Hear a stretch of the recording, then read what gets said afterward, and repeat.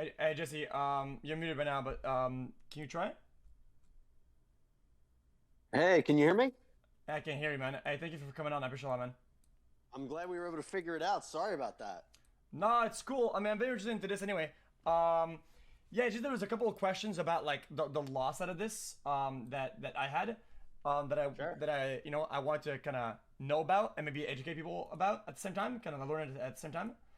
Yep. Um, okay, I was wondering in this particular segment here, no, the one just before, where there was a guy, the correct man correct, you know, this is this correct? You know, you were watching, right?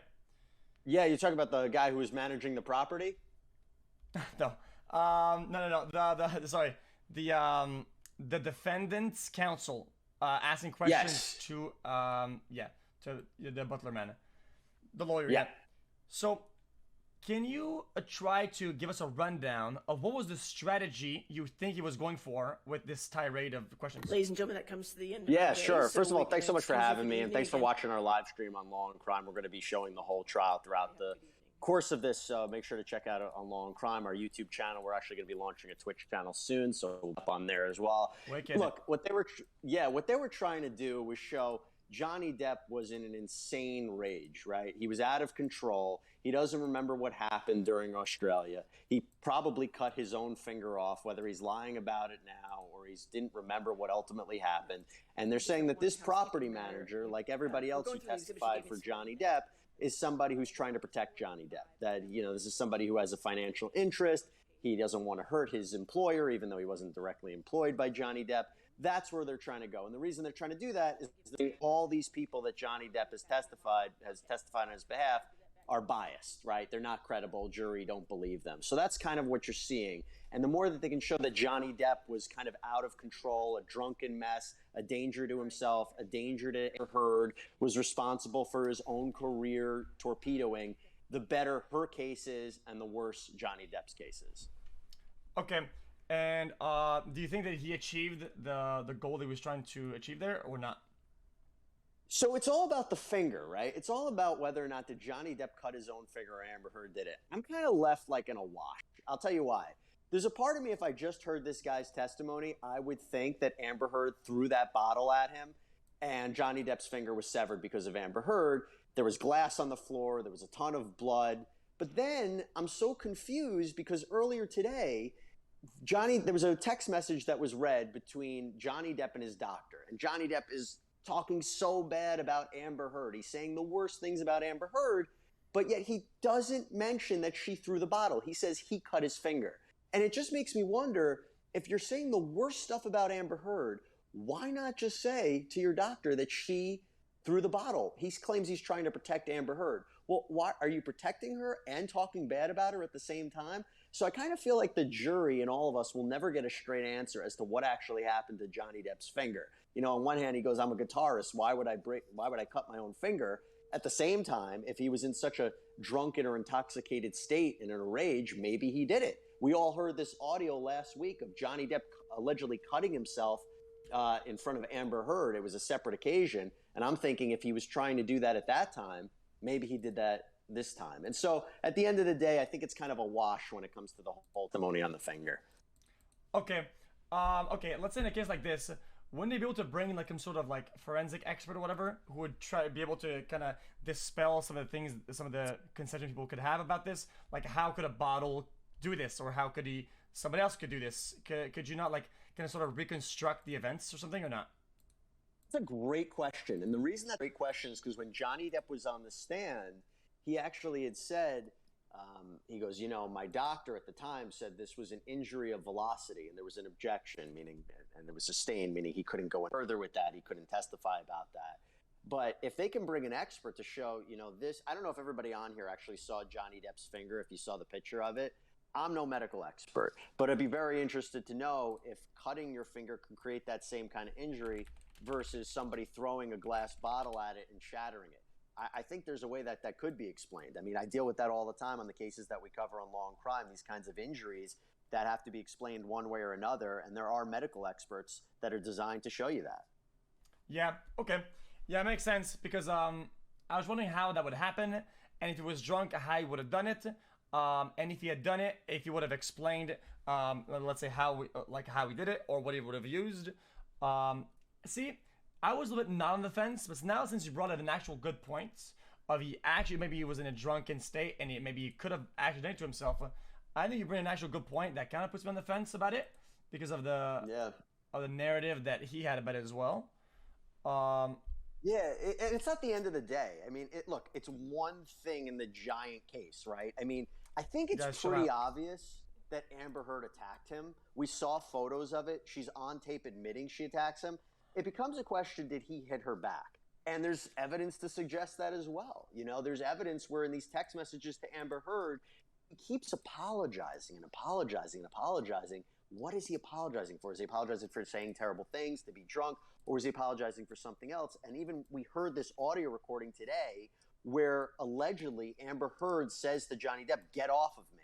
So it becomes a question for the jury about, were they both attacking each other? Were they both victims in this? Were they both abusers? It's a job for the jury, and you know, we're not quite there yet for their decision, but that's kind of where I'm left. Yeah, interesting. Okay.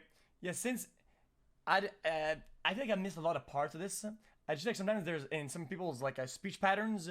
If you have like a lot of recordings, a lot of testimony, you can kind of say like, oh, this guy is apologized when he's in this situation or this situation. Like for myself, like let's say sometimes I'll when I'm in a bad situation, you know, I'm not the one in the wrong. I'll apologize for just being part of it, right, or in the middle of it.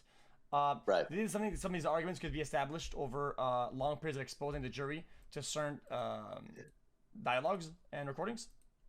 Well, here's the thing, right? So Johnny Depp is not like anybody else. He's really not. And by the way, I was in the courtroom last week. I was watching him testify in person. He's different than anybody I've ever seen on a witness box, and he's different than anybody that we know. And he's saying, look, the way that I talk is this is my sense of humor. This is the way I act. Kind of have a dark sense of humor. And you're reading too much into the text messages. You know, it looks like I'm violent. It looks like I'm saying these things. I don't really mean what I'm saying. So it's going to be up to the jury to say, well, do we take it literally when he says he wants to, you know, do things to the corpse of Amber Heard, or when he's apologizing, or do they have to read kind of beyond it? You know, he wanted to provide more context to a lot of the things that he was saying and writing. And right now, I think his attorneys did a pretty good job of trying to clean that up. But is that everything he says is a joke? Is everything that he says taken out of context? Maybe. I mean, I don't know. I saw him on the stand. He seemed pretty credible to me. He seemed pretty relatable to me.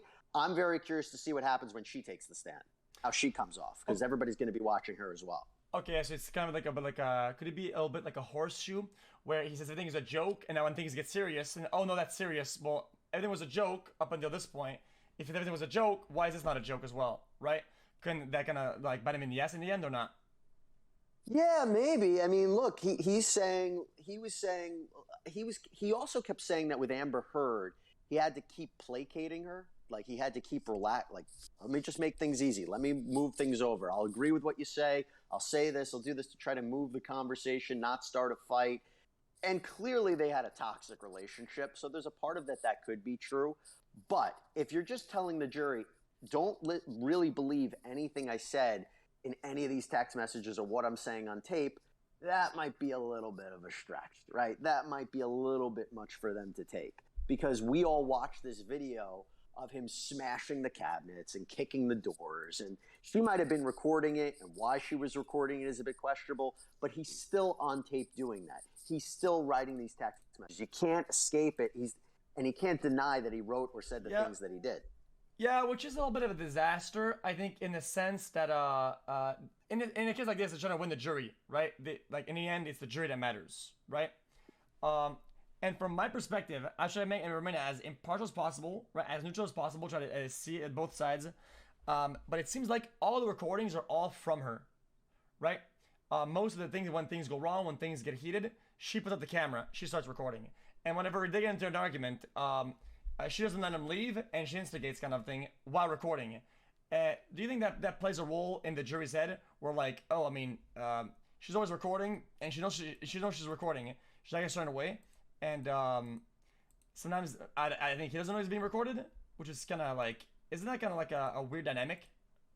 So I It is. I guess you got up to you really hard there. Sorry. Well, no. Here's the thing. There were times that he knew they were being recorded. He knew that the conversations were being recorded. Then there were times that he didn't know they were being recorded. And that's the stuff that she's going to be really questioned about. Why were you recording him, breaking up the house in the morning? Why, after you got a restraining order against him, did you decide to see him, watch him cut himself, and record that? Were you using it to help your legal case? Lawyer, by the way. Were you using it to have something against him? If you were so scared and in fear for your life, why didn't you just leave the house? True. Why did you feel the need to keep recording him? And that's going to be something she has to answer.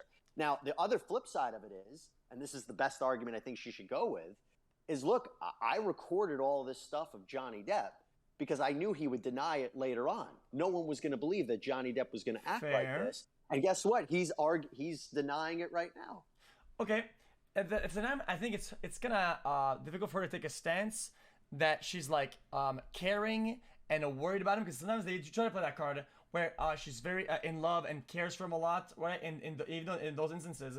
But if I try to put myself in the eyes of the jury, right? If my significant other is in a state of disarray, bad news are coming in, things are dark, and she gets mad or he gets mad, right? And starts throwing things around. My first thing that I want to do is I want to help them, comfort them, and try to ask what's happening and try to better the situation because I care about them. I don't pull out my phone and start recording and pull out the fucking studio lights and try to get a nice picture of this, you know?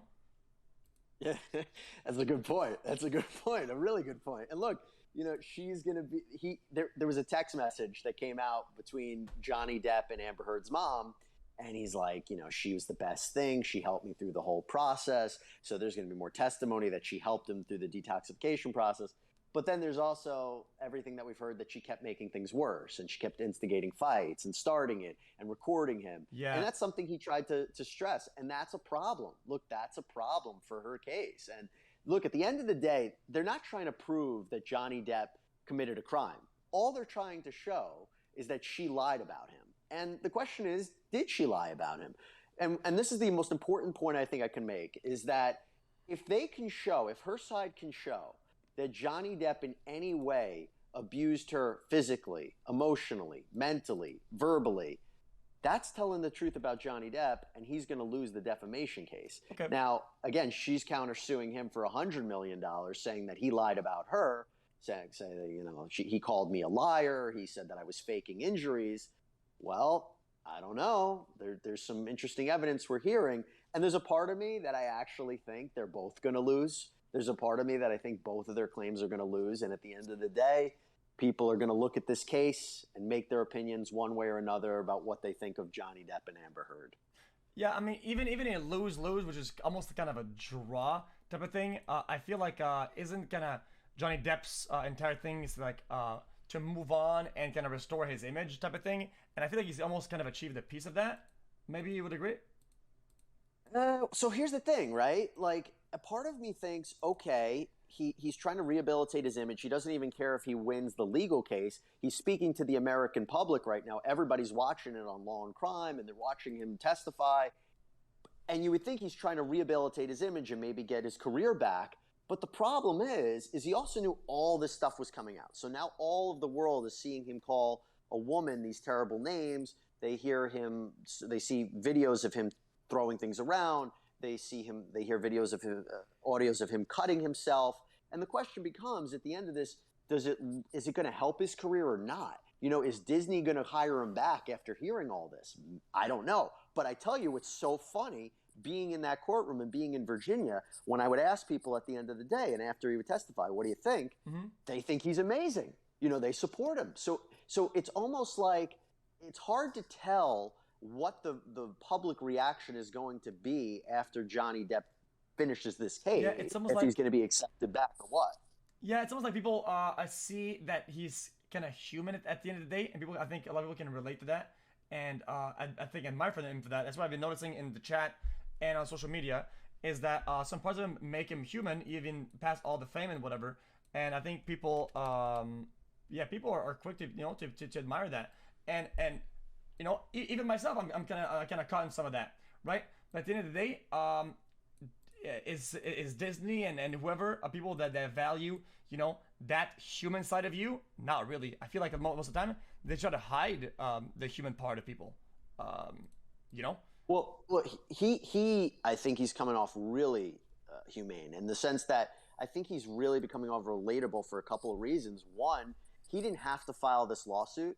He decided to do this. He's airing his dirty laundry. It is embarrassing, but he says, you know what? I have to clear my name for me and my family. Even the way he was speaking, he said, look, I'm not my characters where I speak 100 words a minute. This is the way I talk. And he's kind of slow and deliberate and methodical in the way he spoke. He would struggle to find certain words. And I'll tell you, being in the room, he's so close to the jury. He's only like a few feet away. And a lot of times he's talking directly to them. Hard to get a great read on the jury, what they were thinking. They were kind of stone-faced throughout it. But it just felt to me that he came off very credible. And he came off very human. And exposing himself for the world at large. And I think that's going to go a long way for him. Yeah, especially when he admitting guilt and admitting vulnerability. Yeah, I was addicted to this. Yeah, I was having these problems, and yeah, I had the very dark thoughts. Things happened to me, whatever. And I think you could kind of feel that in the room where it was going through these times. And I was like, I can only see the people at the back, but I can't give you an idea of how people feel in the jury. You can't see the jury. Yeah.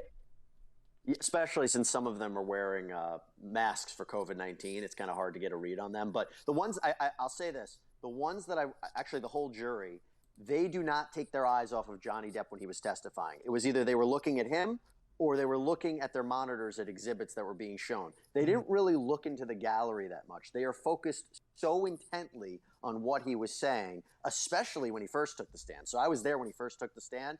Like the whole courtroom went silent. You could hear a pin drop in the sense that everybody was waiting on his next word. It was so silent and eerie. It was incredible to watch, partly because it was the first time we saw Johnny Depp in a witness box versus on the big screen. Yeah. I mean, it's a big deal. It's like it's like the most behind the scenes that you're gonna get. They have to spill it all. And spill the beans. And even watching it was pretty eerie. Just watching the whole thing unfold. There's some other questions that I had. Yeah, what are the main points that they need to prove or disprove in what she said in the articles that are like defamation? Like what are the main points they're trying to get at? Okay, so here's the problem for Johnny Depp. Okay, here's the problem with his legal case. Yeah. He has to show that 2018 a Washington Post op-ed was either deliberately false or recklessly false. And it's a really tough standard, defamation in general, but it's really tough when you're talking about celebrities and public figures. The problem for him is it's really about three statements that don't even mention his name. And one of the statements apparently wasn't even written by Amber Heard. So you're focusing on these two statements. Were they false? And the problem with the statements is they're so vague. She's talking about being a survivor of domestic abuse. And as we talked about earlier, if she can show any example of abuse, physical, verbal, mental, she's not really lying. So even if you were to accept that, okay, you know what? Jury comes back and says, okay, you know what? I think she was lying in the article. I think she was lying. Okay. Problem is, he has to show that article itself goes back to him, damaged his reputation. And there's so much that's not clear how much the article itself hurt him. There's everything she said in 2016. There's everything about the temporary restraining order, but he's not suing about that. He's suing about the article. And so to tie it back to the article, if he can't do that or his lawyers can't do that, he's not going to be successful. Or at the very least, if he were to win, it's going to affect how much money he actually gets in damages, that we call it damages. So that's the problem with his case and some of the weaknesses of his case. And also, she is putting forward a First Amendment article in the United States. She'll have a First Amendment right to write about an article that is of public interest. And her article is about the Me Too movement, about being a survivor of domestic abuse. So she's going to say she has protection to write what she wrote. And there's a strong argument there on her side. But again, she can't just say blatantly false things. But is she saying blatantly false things after everything we've heard so far? It's tough to say. Yeah, aren't some of these laws or whatever? It's because I was reading an article that are more like recent or whatever. do you think those are gonna help a lot, like solidify the stuff and give it like a shield towards like what they're coming out with the defamation stuff? Are you talking about earlier when he went through all the bad articles about himself? Oh no, not that. I was watching some other thing. No, that was kind of weird though. I thought that was a weird segment. Yeah, they were basically trying to show two things. One, your career was going down the tubes, Johnny, even before this 2018 article. So it's really not the Washington Post article that torpedoed your career and harmed your reputation.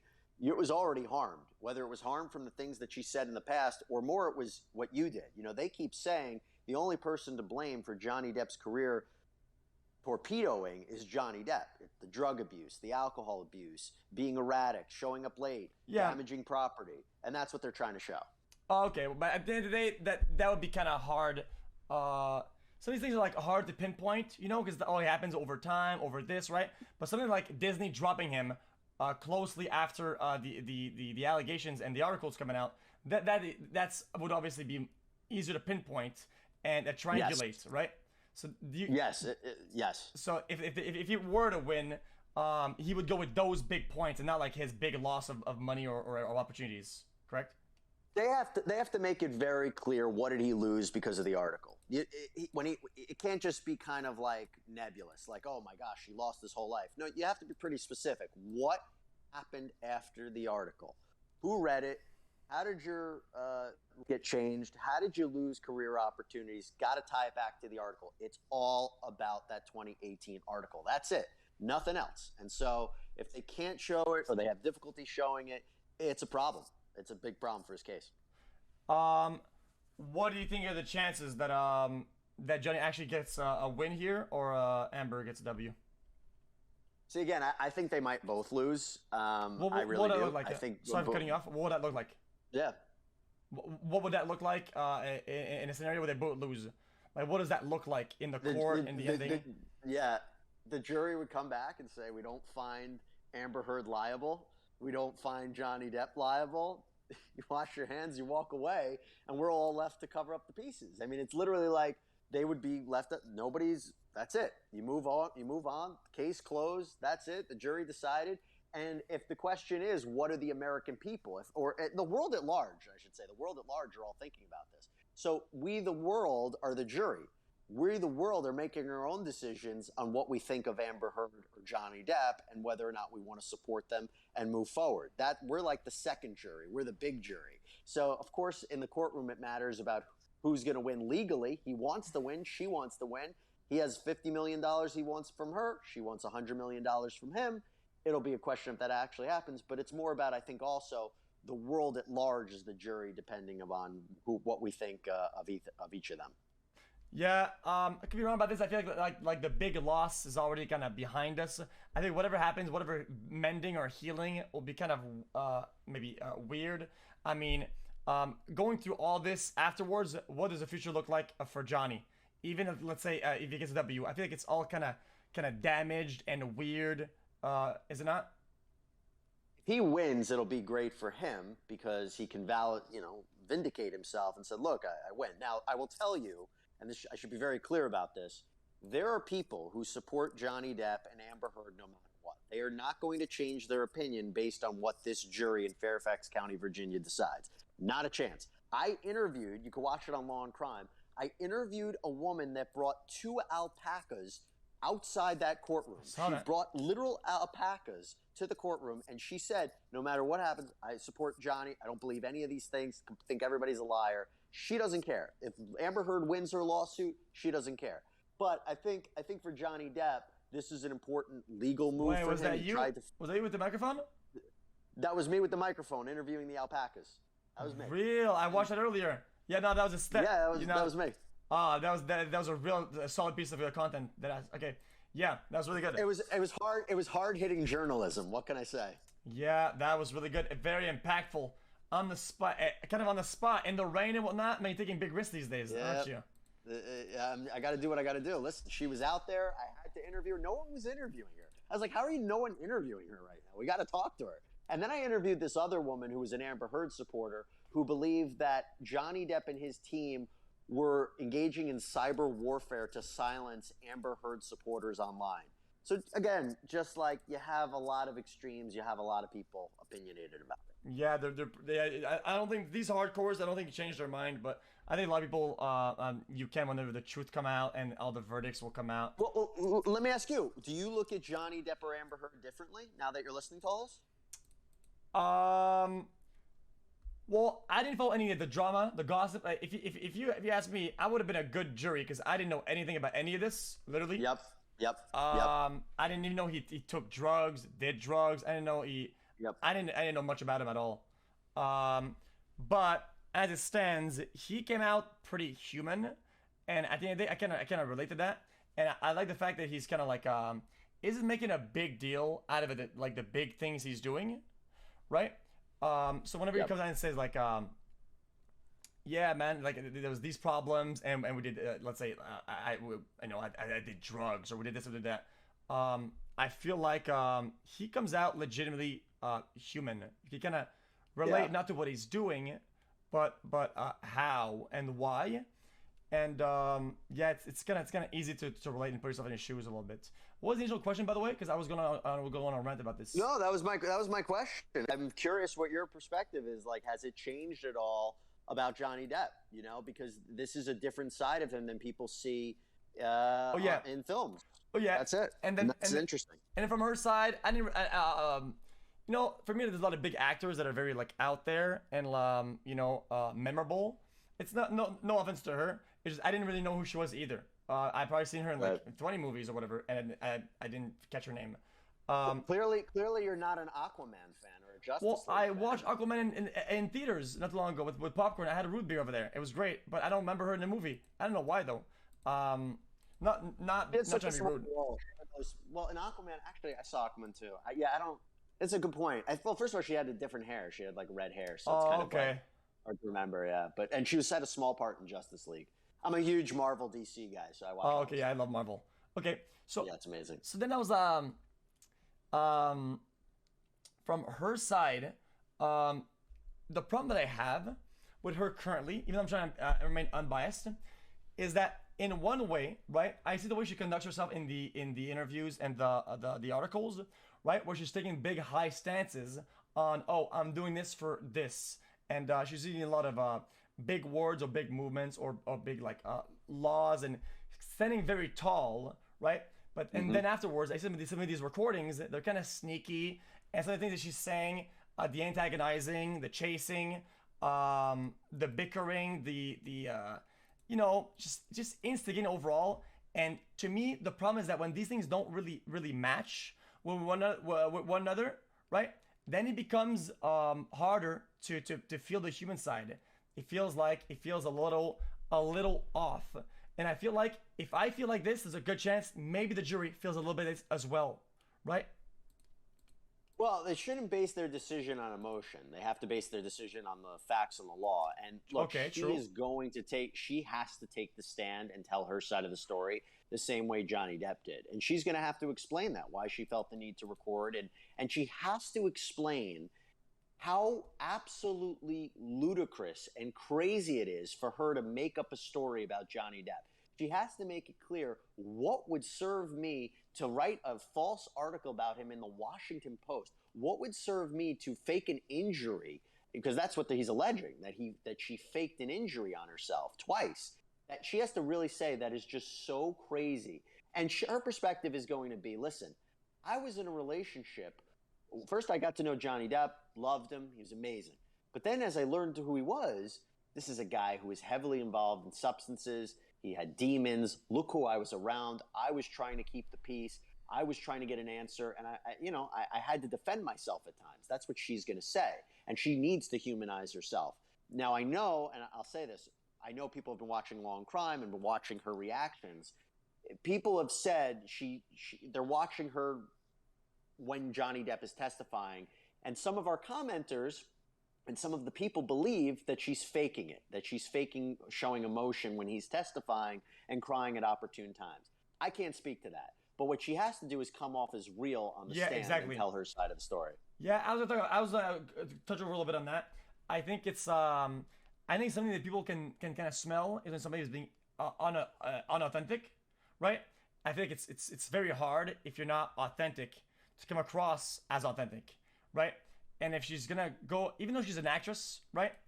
I think it's a whole different ballgame to be in there and tell some stories that would be possibly fake or not real, and come across as authentic. I think it'd be a good challenge, you know. If it's She has to not only come off as authentic and real, whatever she ends up saying has to be consistent with the evidence. We cover these cases all the time. And you have people who take the stand, and then all of a sudden they get mixed up in their stories, and boom, they're presented with a document, they're presented with a piece of evidence, and it doesn't conflict. It conflicts, and it's not consistent, and then they look not credible. That's the same thing kind of what happened to Johnny Depp earlier, where okay, you say you never told you didn't want to tell anybody that Amber Heard cut your finger because you wanted to protect her. That's very noble of you. But then why, in behind closed doors in an audio recording with Amber Heard, do you not mention that to her? And you say when you cut your finger. Why, in your text message to your doctor, when you're saying all the worst things about Amber Heard, do you not tell him that she cut your finger? See, and that's the things that are a little tricky, right? Those are the things that catch people off guard, and that's one of the biggest dangers of a defendant, or in this case, both parties taking the stand and trying to explain their stories. So she has to be very, very well prepped before she takes that stand. Okay, because I didn't see because I came a little bit late. I didn't see the previous days. I didn't hear some of the things that you just mentioned about the doctor stuff, and said that doesn't really match. It's why I was a bit biased towards the other side, because what I heard is that whenever he was talking to her, he when she was recording, he was telling her that she cut his finger off, right? And she kind of like brushed it off as like she didn't really verify, deny, or be confused about it. She just kind of continued the conversation and her dialogue. And I feel like in a way, in a scenario where somebody said something that would be as outrageous as, "Oh, you got my finger, I didn't do it," I would immediately kind of be like, "Hey, man, well, I mean, okay, first off, I didn't do that, or you did that, or I didn't do that," right? You would kind of, and the fact that she isn't, every time that he brings it up in those recordings, to me, that's what puts me on the other side of the fence, And yeah, I don't know. See, the recordings that I remember and what I heard is he would say when my finger got cut off or when I cut my finger. Like he didn't say on the recording, at least I didn't hear any, where he's like, when you threw the bottle at me and shattered my finger, and she goes, yeah, like there was never any of that. That would be what we call in the law a smoking gun. That's what you need, and we didn't hear that. So there's some odd parts of those recordings. Yeah, and the fact I feel like that it's consistently her who's recording, and the fact that she's doing the dialogue these ways when she's recording, kind of makes me think that she's kind of playing her cards right, knowing that it's recorded. And I think that these small things, yeah, they're not a big deal because you can kind of argue against it a little bit. But whenever they stack up and they stack and they stack and they stack, I think over like long periods of time, people notice. And I feel like you just kind of intuitively you get in line with that. And I guess whenever it's her turn on the stand or whatever, to try to come across as a not doing that and not being this way towards the jury. So, you said you have to like catch him in a lie or whatever, right? And like, do you, now that we're gonna go to their side soon, right? Like Amber's side soon, where she has to testify. Do you think that soon? That's a good question, because he still has more witnesses that he has to call. And then she's going to have her side, but I still think he has a lot more of a case. I think we still have a lot more of his witnesses. I mean, we predict that this trial is going to go for another month. I think we actually think it's going to wrap up by the end of May. And just a little heads up, so not only are we covering on long crime, but I'm going back to Virginia next week, and then I might be going back the final week of the case as well. Oh wow! Do they stay around and mingle or not? Johnny Depp and Amber Heard? No, they were instructed not to. They're not allowed to talk to anybody. They're not allowed to sign autographs. They literally come in through the back entrance, so not even where the public is. They go through a back entrance. They're bringing by cars, and then they leave. No discussion with anybody, and that's it. Oh, that's kind of cooked. Now, I will tell you, sometimes they wave to fans that are outside, but that's it. Oh, okay. So far, do you think that they have done a pretty good job on his side to kind of have their story solid and not be caught in lies or loopholes or whatever it may be? I think they've done a great job. I really do. I think they've done a really, really good job. at trying to paint the picture that, he was a victim, that he really has no reason to file this lawsuit except to try to clear his name. I think they've called a number of witnesses who've never seen injuries on Amber Heard, who've testified pretty bad about Amber Heard. I mean, her assistant testified that she was a complete nightmare. Now, you can say that these people are biased, right? You could say that these people are not believable because they either are trying to protect their friend or employer, Johnny Depp, or they have a personal vendetta against Amber Heard. You could very well say that. But in order to establish his claim, I think he's done a great job. I will tell you, though, I think there is that legal problem with the defamation claim. Yeah. Like we talked about before, tying it back to the article, they're going to have to call more witnesses. And in fact, just to give you a preview, we are really looking out for the testimony of this guy, Adam Waldman. And Adam Waldman is somebody that he used to be Johnny Depp's lawyer. He was kicked off the case. This is a guy that's going to play a very big role in Amber Heard's counterclaim. So she's going to say that Adam Waldman and Johnny Depp orchestrated this campaign to call her a liar and creating a fake abuse hoax. And so he's going to be in the hot seat as well. He plays a central role in all of this. And it's going to be interesting to see how much he actually helps Johnny Depp's case, or maybe helps Amber Heard's case. Okay. Yeah, it's interesting because sometimes somebody who doesn't know much about law, I have no background at all. I'm literally a dropout. I always try to maybe understand the legal strategy that they're using in any scenario, right? Like whether it's defense or whatever. Like by asking certain questions, what are they trying to paint the picture of, right? Like what is the bigger picture of this? It's why earlier I didn't really understand when we had the butler or the housekeeper on the stand being asked a lot of questions that ended up incorrect, by the other guy, and because most of the time I could tell I could understand the strategy a little bit, but I couldn't understand his strategy. It seemed like he was just trying to get any sort of possible lie or inaccuracy and get him in all these little places to try to just completely make the jury distrust his testimony. But maybe I'm completely wrong about that. I don't know. So no, you're not wrong at all. Basically, he was trying to do a couple of things, and this is important. So you guys might not know this.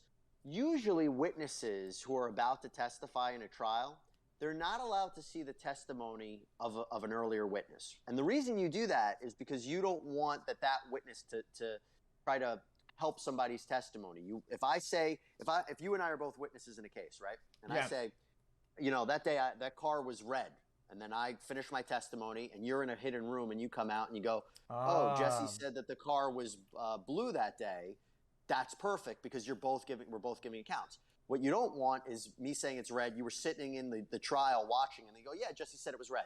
So that butler, the Amber Heard side, was trying to make sure that whatever he testified to about that finger cutting incident in Australia, that those facts match up with the facts of what Johnny Depp said, right? And so they're actually trying to impeach. They're trying to show that Johnny Depp wasn't telling the truth. They're trying to show that this guy might be biased. Yeah. Any which way, and again, trying to further the narrative that Johnny Depp was wild and out of control. And I just want to give you a heads up. I do have to leave in about 5 minutes. Oh no, you're good.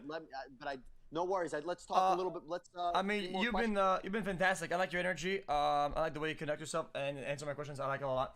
Oh, thanks, man. Yeah. So I guess I understand that it's why he was doing such like blank, kind of like bland statements, right? Where it was like that. Yeah, it's as boring as it was a bottle there. Yeah, there was drops there, right? And it wasn't like crazy, like upper left here. It wasn't like too crazy, And and by the way, you'll notice this too. This happened a lot with Johnny Depp when he was being questioned by Amber Heard's attorney. There's a thing called you can't ask compound questions. So it has to be like one idea in each question. Did this happen? Was the color this? There. You can't say, well, is it because of this that this happened and this happened, and one long-winded question. So sometimes you'll see questions that are really short and straight to the point, and they're trying to build to something next. Yeah, I realized that with that line of thought, that guy was doing a lot of asked and answered. At some point, they kind of gave up doing objections about him, because I was like, dude, we answered like 3 times, and they kept letting him go with it. Yep. Maybe they just thought that he wasn't gonna get caught in like a lie or inaccuracy. Yeah, just kind of a dumb question. You don't have to leak it. I was wondering, the people that are the top lawyers there, are they paid pretty well? Do they make good money or not? Oh yeah, oh yeah. They're representing Johnny Depp and Amber Heard. They're making a great living. And when you're representing A-list stars, let me put it this way: when you're an A-list star, you get A-list representation. Okay, so there's some amazing lawyers in this country and who have very high-profile cases, and the clients they represent, these are clients that can afford their services. There's a reason for it. Now, I will tell you that we cover a ton of different criminal trials and public defenders. These are, defendants who don't have money for private lawyers. They get public defenders. Public defenders get a lot of crap. Yeah, people get a lot. Yeah, continue. Lawyers, people get public defenders get a lot of crap. People think they're not good lawyers. They are good lawyers, but obviously, if you can afford great representation, you're going to get great representation. Yeah, okay, makes sense. So, what about you? Are you like a lawyer? Do you practice, or do you show up there and you chill? So I am a lawyer. I practiced for several years, and then I went completely into a different direction. I went into hosting. So I host, obviously, on the Law and Crime Network. I host a number of different things here on radio. I have a fashion show with my father. I host on Sirius XM, News 12, local news. I do things for CNN. I've done things for Fox News. So I do a bunch of hosting and reporting in here. But yes, I'm still a lawyer. I still talk about the law, analyze the law. I don't practice as much. But it's all about being on air right now. Well, I was really talking to you. I don't want to take any much of your time. Thanks so much for coming on and explaining all this to literally nobody that doesn't do anything with law like myself. You guys were very nice and inviting, and I appreciate that. So thanks for then letting me watch and interact with me. No, of course. And please let us know if you ever want us to come back on. Please continue watching our stream on Law and Crime and on our YouTube channel. Yep. And we're going to be on Twitch soon. So really appreciate the time. Thanks so much. And I want to thank everybody for listening. Yeah, you got it, man. Hey, have a good day. Thank you very much. Bye-bye. Bye-bye.